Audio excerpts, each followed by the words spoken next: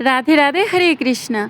ज्येष्ठ मास के शुक्ल पक्ष की एकादशी तिथि को निर्जला एकादशी और भीमसेनी एकादशी के नाम से भी जाना जाता है।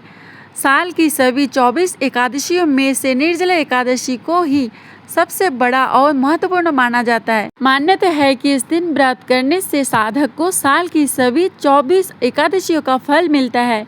वैसे तो एकादशी के व्रत में अन्न का त्याग किया जाता है, लेकिन निर्जला एकादशी के व्रत में अन्न के साथ साथ जल का भी त्याग किया जाता है।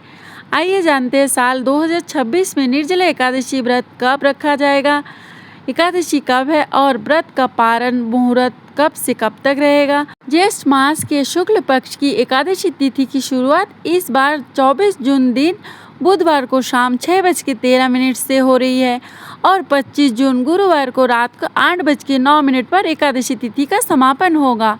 हिंदू धर्म में सूर्य उदय व अपनी तिथि के अनुसार व्रत रखे जाते हैं, इसलिए उदय तिथि के अनुसार 25 जून दिन गुरुवार को इस बार निर्जला एकादशी का व्रत रखा जाएगा। प्रिय श्रोतागण, इसी एक दिन एकादशी का व्रत रखेंगे। एक दिन पहले बुधवार को द्वादशी तिथि के नियमों का पालन किया जाएगा।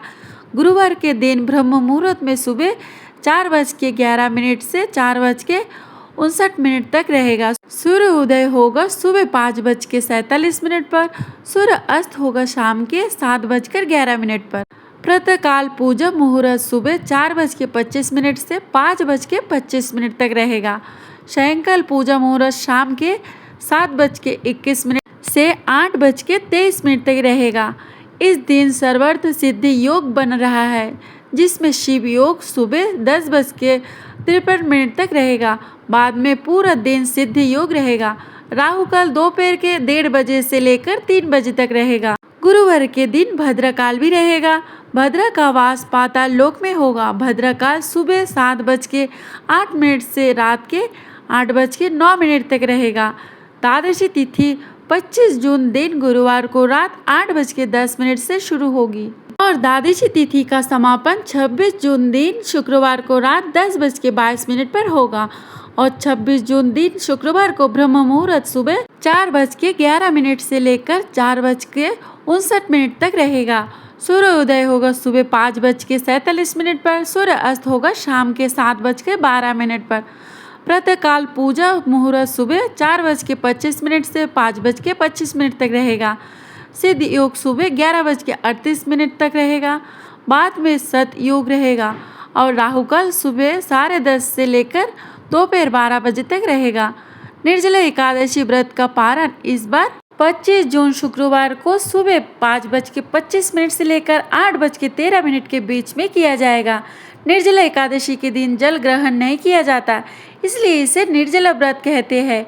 माना जाता है कि जो भक्त भोजन और जल के बिना निर्जला एकादशी का उपवास करता है, उसे साल की सभी एकादशियों का लाभ मिल जाता है। ऐसे में जो श्रद्धालु साल की सभी 24 एकादशियों का उपवास करने में सक्षम नहीं है, उनके लिए यह व्रत किसी वरदान से कम नहीं है। साल 2026 में अधिक मास लगने के कारण इस बार एकादशी व्रतों की संख्या 24 से बढ़कर 26 हो गई है। ऐसे में इस बार निर्जला एकादशी का व्रत रखने से 26 एकादशी व्रतों का पूर्ण फल प्राप्त होगा।